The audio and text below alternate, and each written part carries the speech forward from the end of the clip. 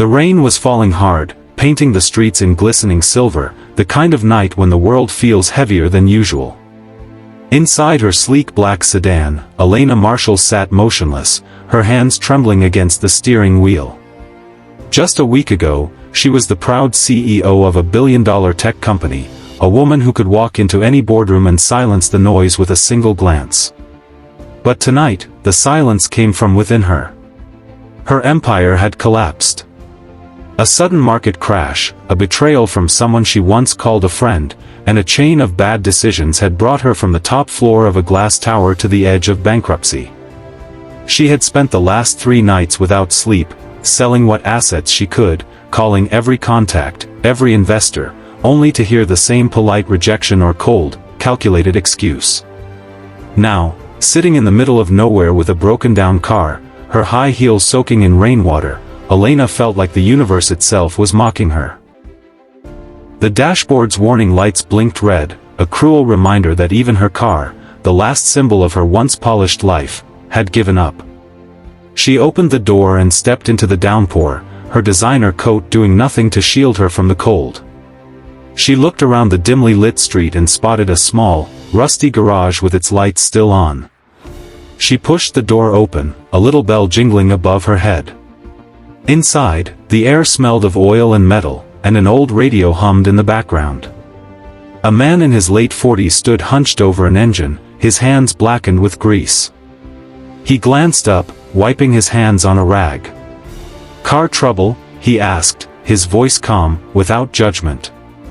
"Yeah," Elena muttered, trying to hide her shaking voice. "It just stopped working." "Bring it around," he said simply. "Name's Jack." She hesitated before explaining it was stuck in the middle of the street. Without another word, Jack grabbed a raincoat and followed her. Together, they pushed the heavy sedan into the garage. Jack worked quietly, occasionally asking a few mechanical questions. Elena, drenched and shivering, sat on an old bench, her mind spiraling into thoughts she didn't want to face. She was used to commanding people, not sitting in the corner like a lost child. When Jack finally broke the silence, it wasn't about the car. "You look like someone who's been carrying more than an engine problem." She almost laughed, a bitter, hollow laugh. "I've lost everything," she whispered. "My company, my reputation, my future. It's all gone." Jack didn't look at her right away. He just tightened a bolt, then said, "You still have her." Elena frowned. "Her? Who are you talking about?" Jack set down his tools, wiped his hands again, and pointed toward the corner of the garage. Elena turned and saw a little girl, maybe 6 years old, sitting quietly with a stuffed rabbit in her lap, watching them both. "That's my daughter, Lily," Jack explained. "Her mother passed away when she was 3. We didn't have much, still don't. But no matter how bad things get, I remind myself that as long as I have her, I haven't really lost." Elena's eyes softened as Lily gave her a shy wave. Jack leaned against the car.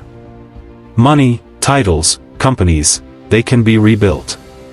But people, the ones who matter, once they're gone, you can't get them back. You look like someone who's forgetting that." The words pierced through her like lightning. Without realizing it, tears began rolling down her cheeks. For years, she had buried herself in work, missing dinners, skipping family trips, telling her mother she was too busy to visit. And now, in her greatest moment of loss, she realized she had been chasing the wrong kind of wealth. Jack finished fixing the car but refused to charge her. "You'll need your money for bigger things now," he said with a faint smile.